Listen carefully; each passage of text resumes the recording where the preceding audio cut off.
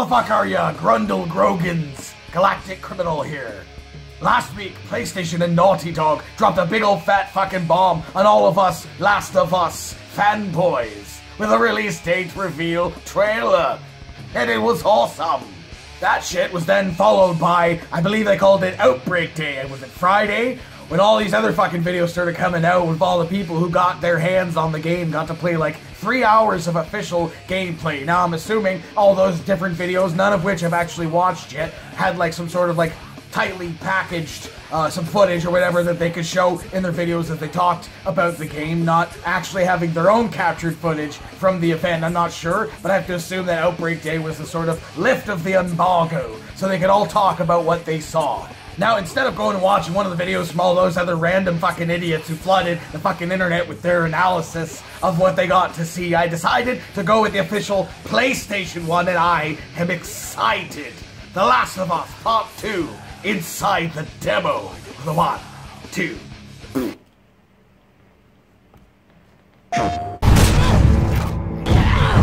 It's been about a year and a half since we showed anything from The Last of Us Part 2. In that time, we've really been kind of like heads down, quiet, because we want to make sure we have the proper time to do this game justice.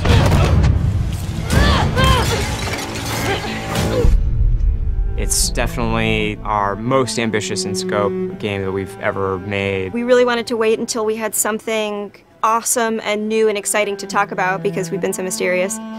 Outbreak Day has always been a way for us to communicate with the fans about The Last of Us. It was like the day the outbreak happened in the fictional world of The Last of Us. And once we had this opportunity to line everything up for Outbreak Day, or in this case, kind of an Outbreak Week, we decided to put out a story trailer with the date of when the game's coming out, and then show the press actual gameplay, let them get hands-on with the game.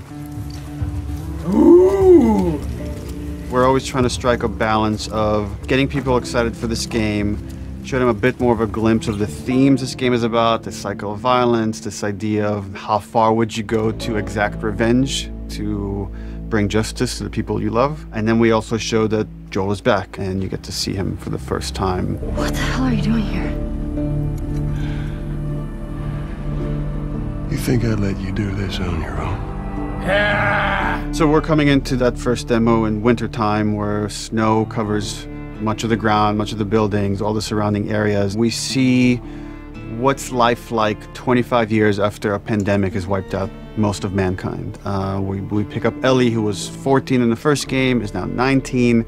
She's living in the city, Jackson. Which is where Ellie and Joel have been living for the past 4 years in this sweet settlement. What we come upon is their regular day-to-day life. We're coming in on Ellie and Dina, her best friend, patrolling the outskirts of Jackson, looking for infected to clear out to keep the area safe. Ellie and Dina at this point have been friends for several years, but there's been underlying romance between these two characters. From the demo we put at E3, where you saw this festival and this dance, and these two characters kissed for the first time, this demo takes place the day after. And then over the course of the level, they encounter some truly dangerous things. We wanted, just across the board, to make the enemies more threatening, to raise the tension that we started establishing with the first game. So that means the infected, even the lowest class, the runners, are more dangerous. Oh! Something that was really important to us was empowering all of our characters, right, and making them all equal. Ellie, as we saw in the first game, is incredibly capable, but this is a world where you need to be capable to survive, and we wanted to empower everybody. And the way that reflects in combat is, yeah, Dina is way more effective. So when we have Dina going out, while she may seem the less hardened character, she knows how to use a gun, she knows how to stealth, she knows how to kill a clicker as well as Ellie.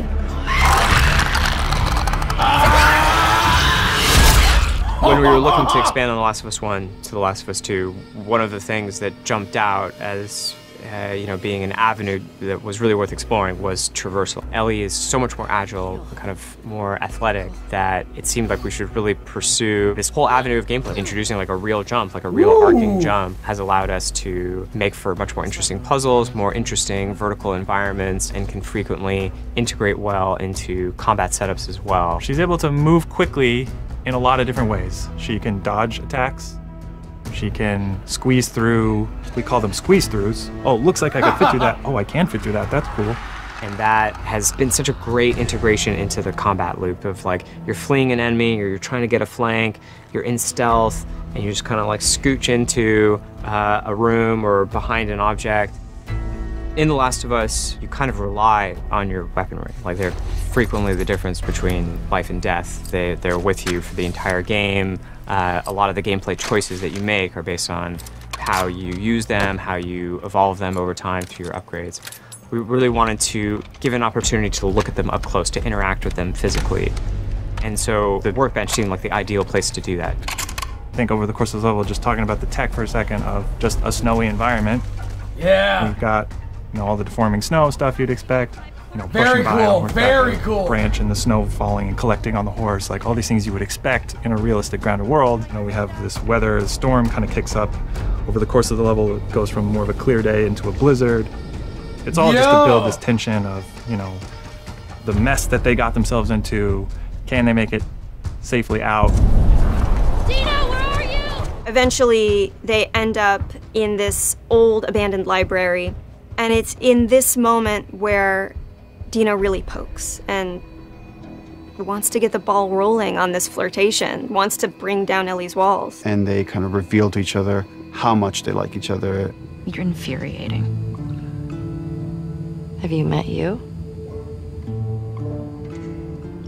And then we have a second demo that the press played that's like much later in this story where Ellie has started going down Spoilers! this road of revenge. She finds herself in Seattle, pitted against this group that controls the city. Called the WLF.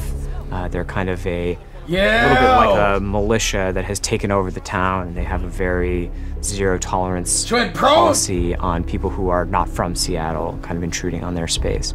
And she hears over the radio that a male trespasser has been spotted, and she knows that the WLF are closing in on him. And so we find her negotiating this abandoned hillside suburb. And she's running into this new enemy type of guard dogs that the WLF are using. Dogs have a new sense of perception to bring to the table, which kind of puts this really interesting wrinkle on stealth gameplay, where so far you've been dealing with sight and sound, trying to stay out of sight, trying to move slowly to be quiet. But now with enemy dogs, you have to worry about them picking up your scent trail. If you go into listen mode, you can see, we have a visualization of that scent, so you can see like when the dog is sniffing you and where it's going. You can throw bottles to distract the dog off of your scent, and it just adds this extra tension. Yo! Oh, no! The second part of the demo, even though you're fighting mostly human enemies, we're introducing one of our new infected classes, the Shambler. And the Shambler. Shambler is kind of a lumbering, tankier enemy that can take a lot of punishment. They'll kind of chase you down and try to get towards you and then burst and leave behind one of these lingering, corrosive clouds. In the demo, we have this mini boss fight, and that class happens to be a stalker. It's a class between runners and clickers. It's a class that can hide and run away, and we wanted to do a lot more with them in this game. And because we have this evade mechanic, you can kind of go toe-to-toe with someone, and we can have these boss fights that we weren't able to have before. So you guys can go back and forth and exchange combos and evade each other and slam each other onto like desks, and we can now render all these physics objects, and it's all done in service of just grounding you more in this world, making you more immersed in this fight and feel like Ellie is barely surviving by the edge of her abilities.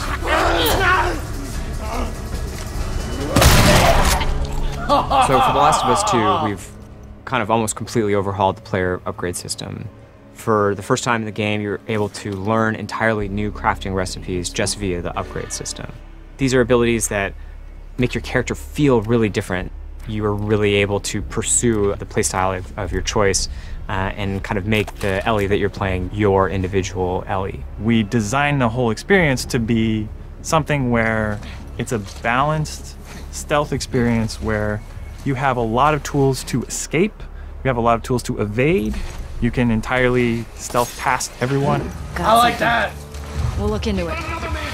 And then the other big thing we did to immerse the player is make the human enemies much more threatening. They communicate a lot more between each other. Their AI is much more sophisticated. We rewrote most of the systems for this game.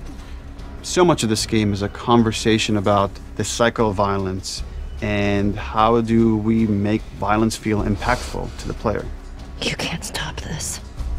Enemies have names. So when you're going around and you shoot someone, you might hear someone yell their buddy's name and they're now upset and agitated, and that changes their behavior. What is it? Someone took him out! We got something.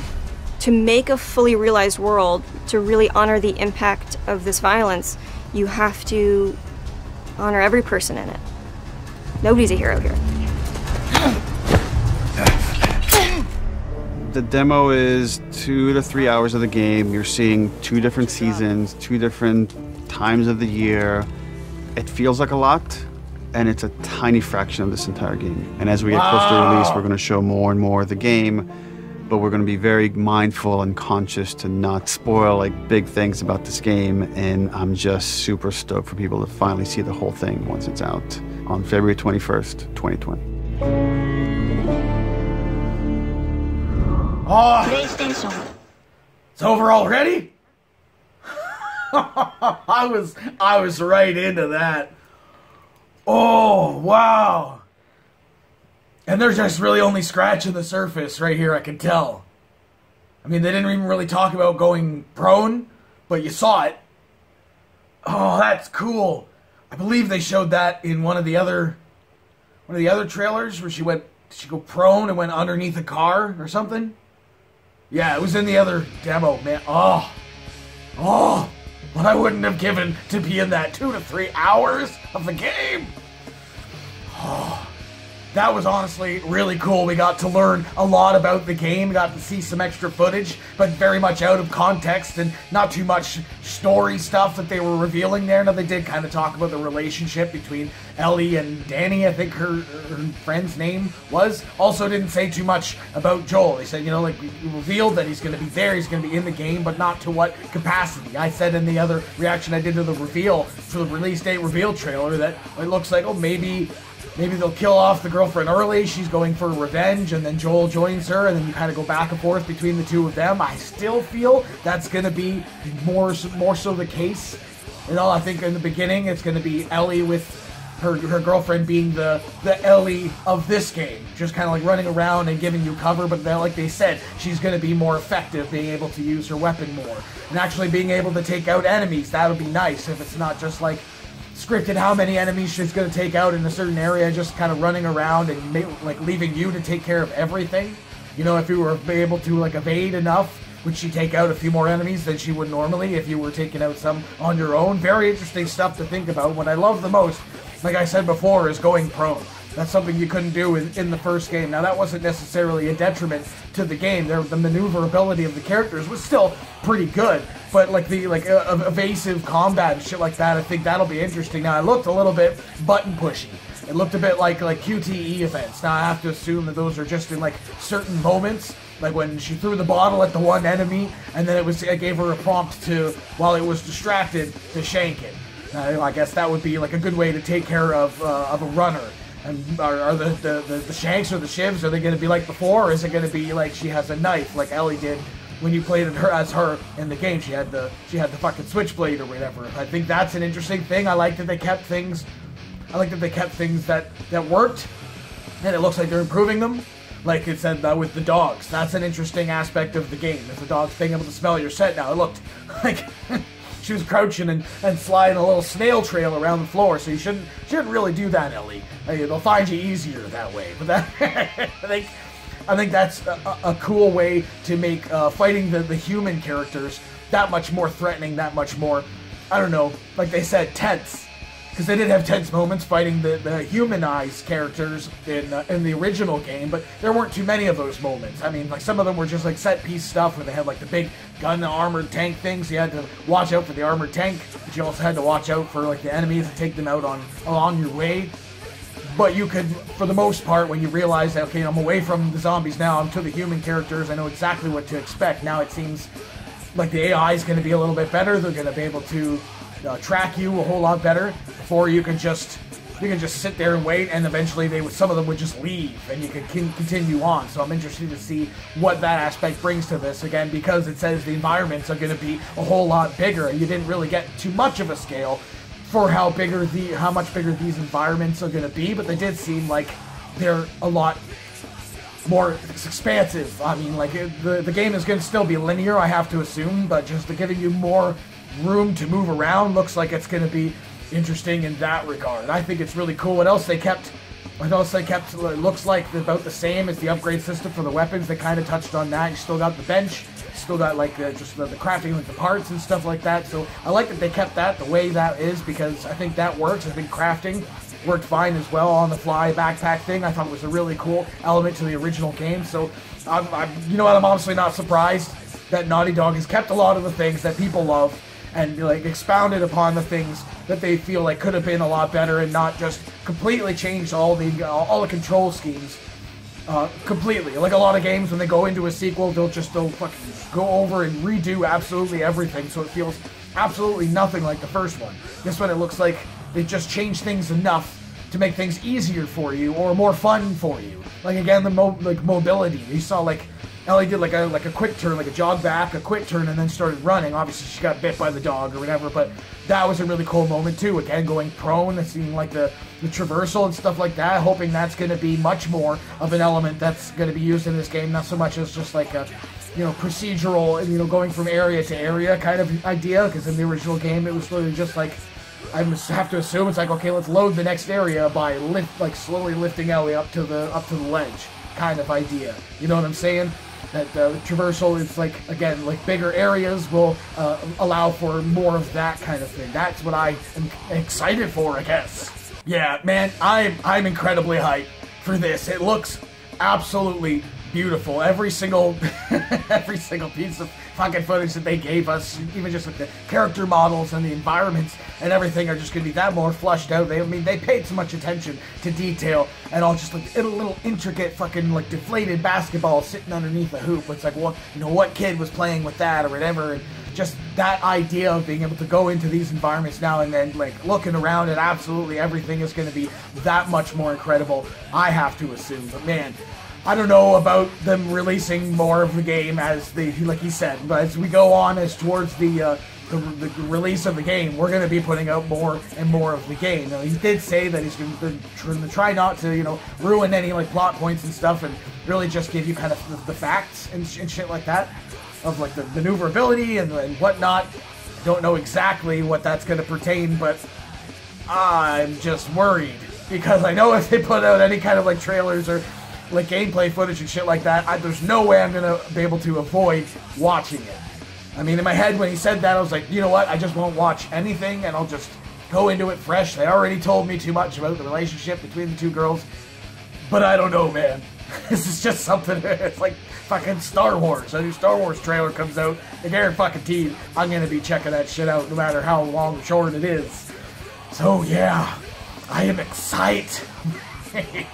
All in all, I thought this was a very good video. It was very informative, and like some other videos I've seen before for games where they do a similar thing to this, they don't do it nearly as well. I really enjoyed this, and it's always nice to hear from Uncle Neil from time to time. So hey, what did you think of this video? Are you also, like me, excited for the game?